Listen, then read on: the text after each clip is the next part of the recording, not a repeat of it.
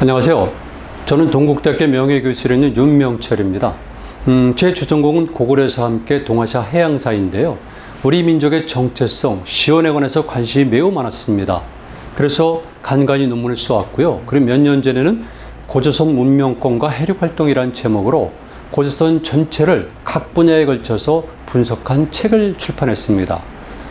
그래서 이 책을 중심으로 해서 지난 시간에 고구려 고조선 문명권에 관한 기본사항을 말씀을 드렸고요. 그리고 두 번째 시간을 거치고 오늘 세 번째 시간은 바로 고조선 문명권의 자연환경 또는 생태환경을 말씀드리겠습니다.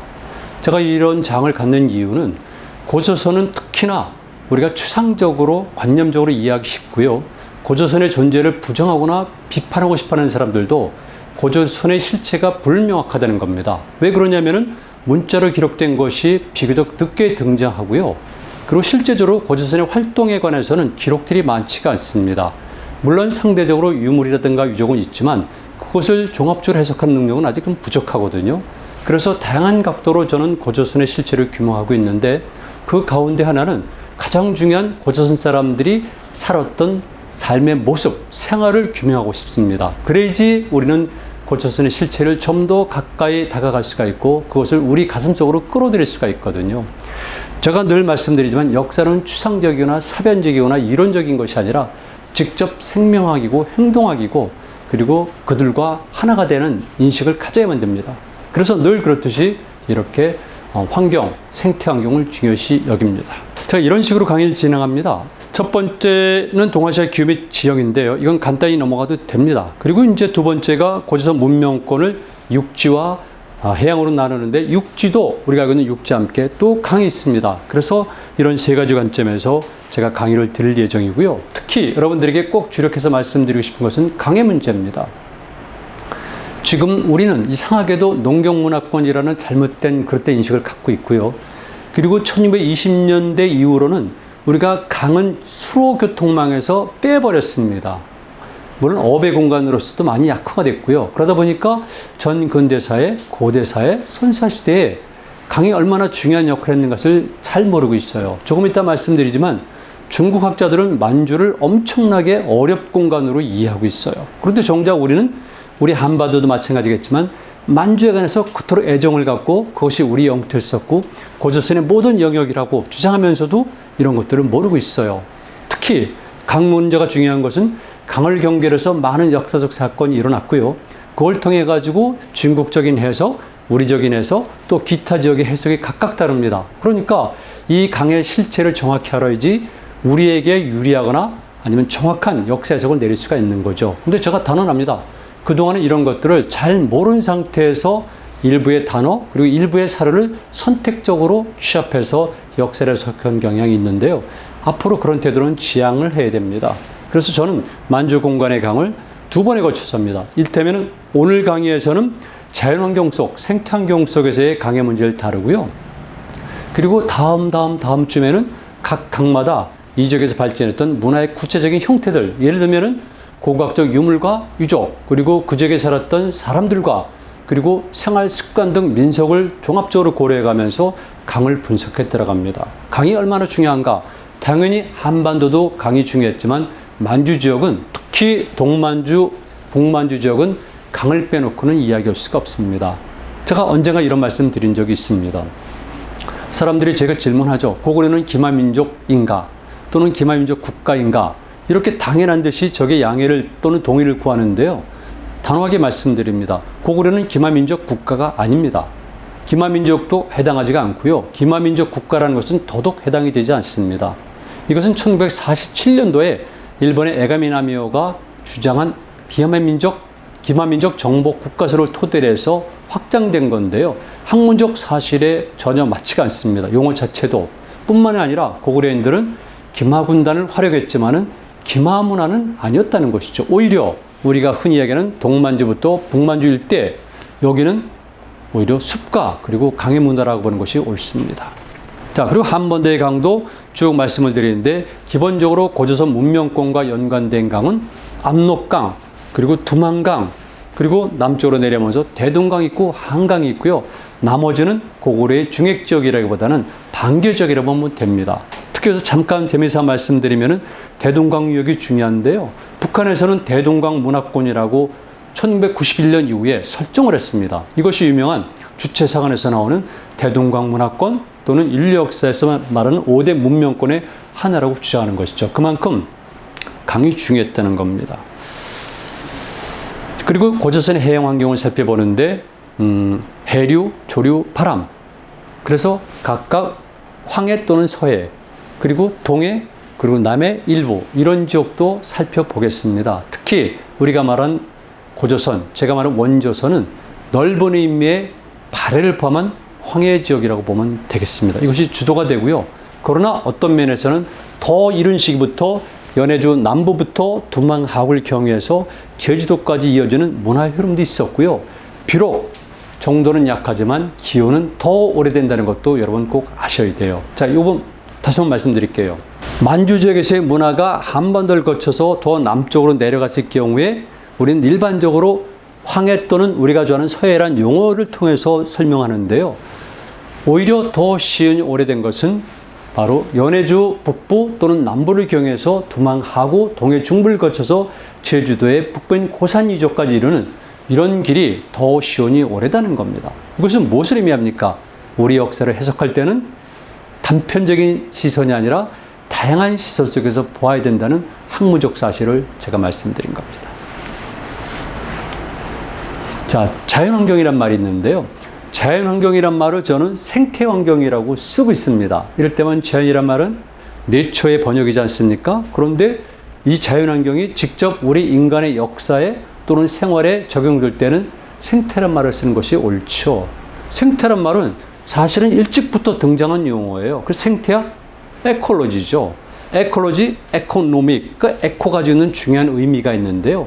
일본에서는 20세기 초부터 이미 생태사관이라는 용어가 나옵니다. 그러니까 우리 여러분 이런 것도 생각하셔야 돼요. 그리고 또 말씀드릴게요. 오히려 자연 친화적이거나 자연에 대한 외경심을 갖고 그것을 신앙이라든가 생활이라든가 문화에 전반적으로 확장한 것은 우리보다는 일본이라는 것도 여러분 아셔야 돼요. 일본과 우리는 각각 다른 문화 방향을 가지고 있어요. 그런데 우리가 부정확한 사실에 근거해서 무조건 주장하다 보면 일본인이라든가 기타 세계 사람들에서 비판받거나 우습게 취급받을 수밖에 없어요. 그러니까 사실은 정확히 말씀드리고 제가 이번 강의를 통해서 누누이 그런 지점들을 지적할 겁니다. 여러분들이 부정확한 사실에 근거해서 우리 역사를 오류로 해석한다면은 그거 얼마나 문제가 되겠습니까? 자, 생태환경이 이렇게 중요합니다. 생태환경이 변화하게 되면은 생산 도구와 생산 기술이 달라져요. 조금 이따 구체적으로 말씀을 드려요. 당연하죠. 그리고 거기에 따라서 흔히 말하는 생산 양식이죠. 그리고 사회 조직이라든가 이런 모든 시스템의 변화가 발생하니까 생태환경에 대한 접근 없이 추상적으로 이해하게 되면 그건 남의 나라의 얘기죠. 역사가 지금 현재 있는 사람들의 단순한 해석의 흥미거리입니까? 자존심을 만족하는 겁니까? 아니에요. 그 시대 사람들의 실상을 정확히 파악하고 그 시대 사람들을 이해하고 그 시대 사람들의 후손이 우리고 그 사람들의 노력의 결과 우리가 있다는 것을 자각해야지 비로소 역사의 존재 이유가 있는 겁니다. 이건 분명한 사실이에요. 이 지도를 한번 보세요. 우리가 말하는 대동요지 전도죠. 김정호가 만들었다고 알려져 있는 겁니다. 대동요 전도. 좋습니다. 그런데 저는 좀 아쉬워요. 여러분들이 보시는 것처럼 이 지도는 한반도만 그려져 있거든요. 근데 이렇게 되면은 우리가 간도 문제부터 여러 가지 문제가 야기가 될 수가 있고요. 이런 것들을 주변국이 활용 또는 악용한다면은 우리가 만주 지역에 대한 역사적 연고권도 주장할 수가 없게 돼요. 실제 우리의 영토라는 것이 아니라 과거에 우리의 역사적 영토였다는 이런 주장도 하기 힘들어져요. 그리고 또 정확히 말씀드릴까요? 김정호 선생이 얼마나 애를 써서 이런 지도를 만들었는가. 그 시대 김정호 선생만이 아니에요. 신경준도 그렇고 많은 분들이 우리 역사에서 또는 우리의 지리를 정확히 규명하기 위해서 부단한 애를 썼는데요. 그렇다면 일본은 어떨 것 같습니까? 그 시기에 일본이 국가 간의 경쟁에서 승리한 나라잖아요. 일본은 더 강한 또는 진지한 노력을 기울였고요. 그들의 활동 범위도 훨씬 넓었습니다. 이런 것들은 시간이 나면 제가 말씀드릴 수가 있는데 여러분들은 꼭 이것도 아셔야 된다는 겁니다.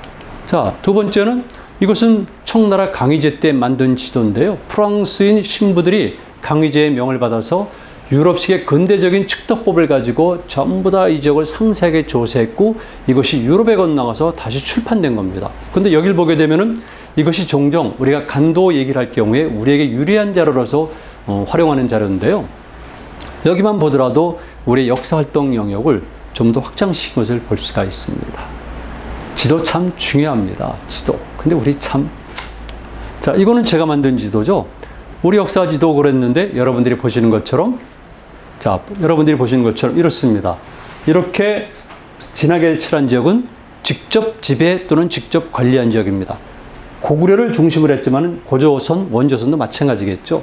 이렇게 직접 지배해도 가능한 생태 환경을 가지고 있는 겁니다.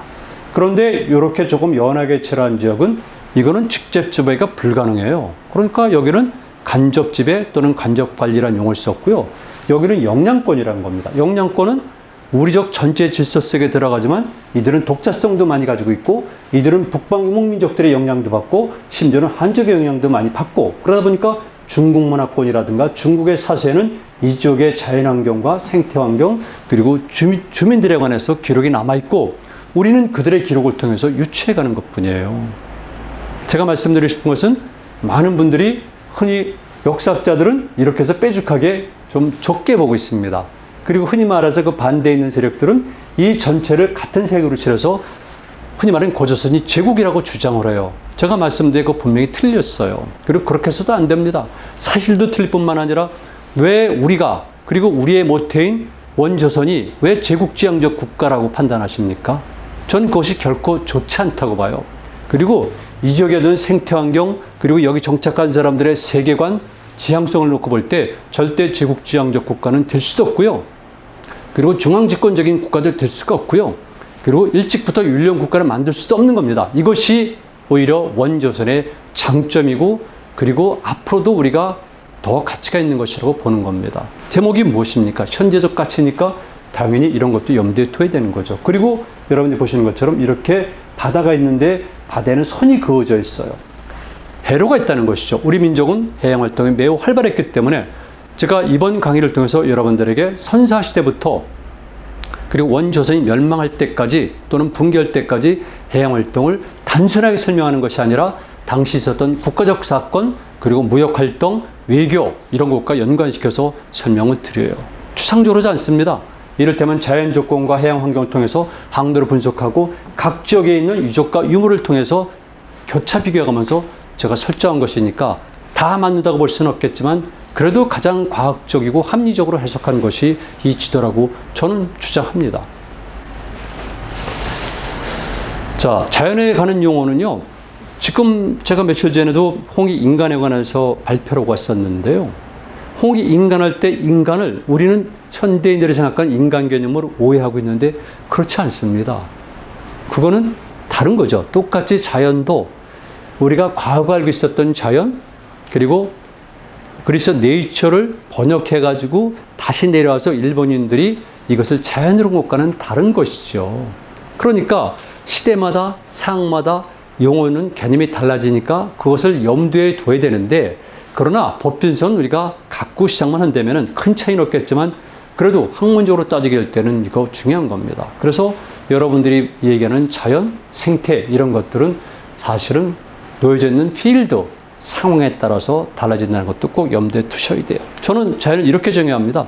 인간을 정의한 우주의 모든 것들을 자연이라고 보고 있어요. 홍익인간 그랬을 때도 인간을 우리가 알고 있는 휴먼 정도가 아니라 단군 기록 또는 단군 신화라는 큰 틀 속에서의 홍익인간이 요체가 있었기 때문에 홍익인간이라는 것은 딱 떼어넣어가지고 널리 인간을 이롭게 한다는 해석이 아니라 단군 기록 또는 단군 신화 전체 속에서 봐야 되는 것이고 흔히 말하는 원조선의 문명과 연관시켜 해석해야 되는데 저는 그 결과 홍익인간의 인간이라는 것은 만물을 생각해요. 만물이죠. 만류 또는 만물이라고 생각하는 겁니다. 자, 그래서 저는 자연을 다시 자연 현상과 자연 물로 구분하고 여기에 관해서 몇 가지 이론을 전개했는데 이건 여러분들이 시간이 나면은 제 강의의 PPT 파일을 차근차근 보시면 됩니다. 근데 인공에 관한 문제인데요.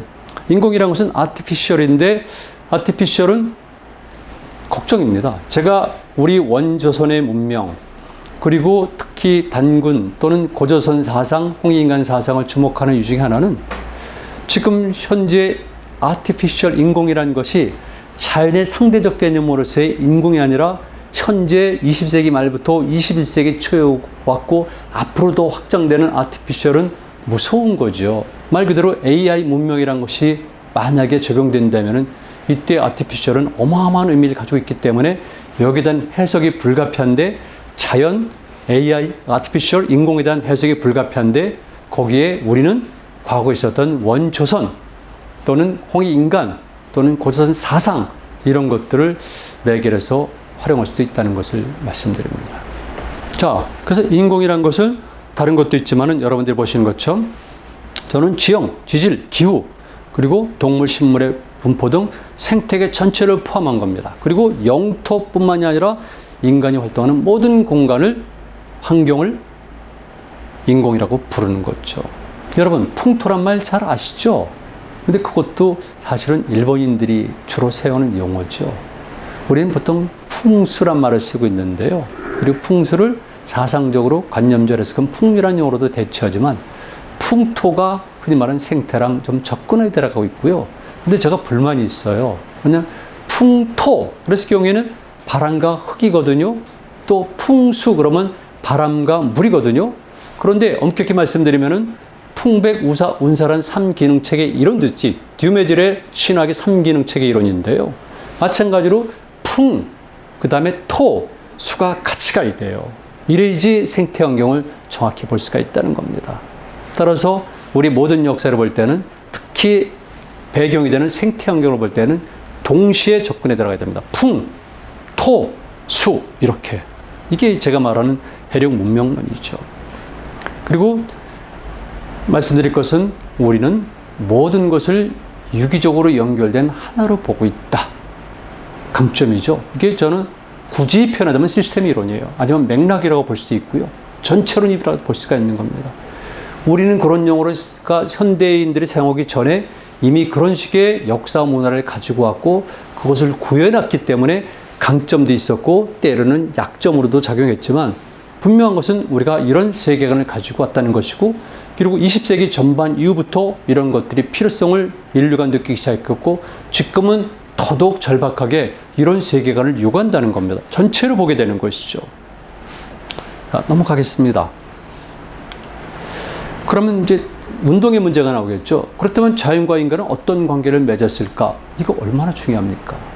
실제로 역사의 주체, 자연의 주체를 논하는 것보다 더 절박하고 그리고 인간의 역사 활동에 영향을 끼친 것은 운동의 문제에 어떤 식으로 운동할 것인가. 즉 주체와 객체 또 주체와 대상체가 어떤 식으로 작동할 것인가가 중요한 거죠. 어떤 식으로 작동할 것인가. 상반된 견해들입니다. 모든 것은 상반되죠. 성악설, 성선설, 일과 이, 행하는 자와 당하는 자, 어둠과 밝음 등등등등 있죠. 그런데 두 가지 견해예요. 이것도 운동도. 하나는 자연과 인간 또는 자연과 우주, 인간과 우주 이런 것들을 서로 상호 보완적인 관계를 본 것이 있습니다. 이게 전통적인 동양의 세계관이에요. 우리는 더더욱 그렇죠. 일본도 마찬가지입니다. 그리고 이런 것들은 이럴 때면 19세기 전반부터 더 본격화되는데 러시아인들이 그런 주장을 많이 했죠. 크로포트킨 무정부주의자지만 이런 것을 얘기합니다. 상호 부조론이라고 그래서 모든 만물들은 서로가 도와가면서 살아간다는 거죠. 이게 물리학에서는 상보성 이론으로 발전하게 돼요. 현대 물리학에서도. 그런가 하면 한편에서는 투쟁의 관계를 보는 거죠. 이건 흔한 거예요. 왜냐하면 기본적으로 투쟁과 갈등의 관계니까 이런 세계관은 늘 왔지만 그래도 인류 역사에서 본격적으로 모든 관계를 이렇게 갈등과 투쟁의 관계로 본 것이 마르크시즘이죠. 모든 것은 갈등과 투쟁으로 보는 겁니다. 내부에서 일어나는 모든 모순들이 양적 축적을 거쳐가지고 찰때까지 쳐올라서 특정한 계기를 만나서 리프하게 되면은 여기서 새롭게 전환이 되는데 이때 필요한 것이 계급투쟁, 즉 폭력이라는 것이죠. 어쨌든 중요한 것은 이렇게 갈등과 투쟁의 관계를 통해서 합을 도출하는 이런 세계관이 서양사에서는 많이 있었다는 겁니다. 다라고 얘기는 않아요. 우리는 상대적으로 제가 먼저 말씀드린 상호부조론 같은 서로가 상호조화를 이루어가는 그런 세계관을 가졌고요. 이런 것들이 우리 역사 속에서 면면이 이어졌다는 겁니다. 그리고 20세기 후반기에 가면서 동학을 비롯해서 많은 우리 민족 종교들이 다시 이런 것들을 주장하기 시작했고, 그런 용어들 중에 하나가 바로 상생이라는 것이고, 그 다음에 나머지들은 공존이라든가 이런 서양의 언어를 일본이 한자시로 번역한 용어들을 쓰고 있는데 기본적인 건 똑같습니다. 다만 우리는 역사 속에서 모든 부분에 이런 상생과 조화, 합일의 논리가 표현되고 구축되어 있기 때문에 그들보다는 더 확실하고 설득력이 있고 남들에게도 증명일 수가 있다는 거죠. 우리는 이렇게 살아왔다. 원조선인들이 추구해서 만들어낸 사상의 근저는 바로 이것이다. 이거를 전 세계에 내보일 수가 있다는 겁니다. 증거들이 있으니까. 그러니까 이 시대의 필요성에 따라서 용어를 채운 것이 아니라 사실은 오랜 장관 역사 속에서 추진해왔던, 실현시켜왔던 증거들을 찾아낼 수가 있다는 것이죠. 저는 그래서 기본적으로 이런 상호 보완적인 관계에 매우 비중을 두고요. 그래서 변증법도 입체 변증법이라고 그러지만은 역시 조화 합의를 궁극적으로 지향하는 변증법 3의 논리를 제가 부단히 주장해왔던 것입니다.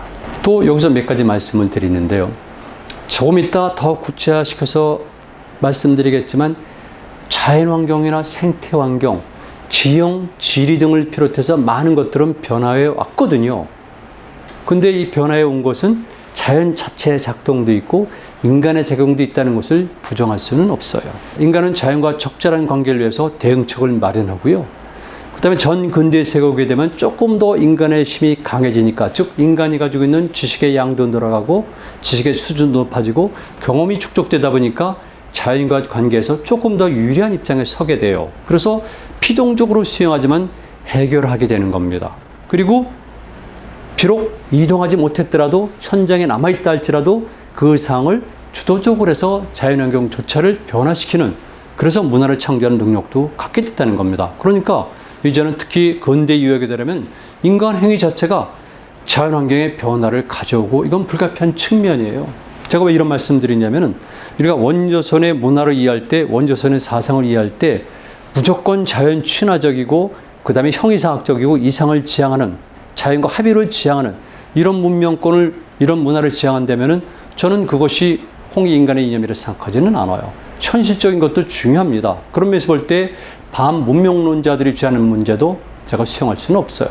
문명론자들이 문명의 불가피성을 주장하면서 계속 현재 방향으로 질주하는 것도 문제가 있지만, 이에 대응해서 반문명론자들, 이 문명론자들이 모든 것을 부정하고 하는 것도 저는 받아들일 수는 없어요. 인간은 이 오랜 기간에 걸쳐서 그때그때 상황에 맞게끔 주어진 문제점들을 해결하고 극복하는 과정 속에서 오늘날까지 온 것이거든요. 그래서 나름대로 그 방식에 따라서 부작용이라든가 또는 오류가 있을 수 있지만 기본적으로는 옳다고 봅니다. 그리고 불가피해요. 그래서 저는 양쪽의 입장을 저촉하는 입장에서 비문명이라는 얘기를 하고 있는 겁니다. Non-civilization. 그래서 자연과 인공을 서로 조화시키는, 제가 양손에 들고 있는 이런 형국으로 주장을 하는 겁니다. 그런 면에서 볼 때 우리는 우리 역사에서 이런 식의 세계관, 생활 방식, 사상을 이해할 수가 있는 거죠.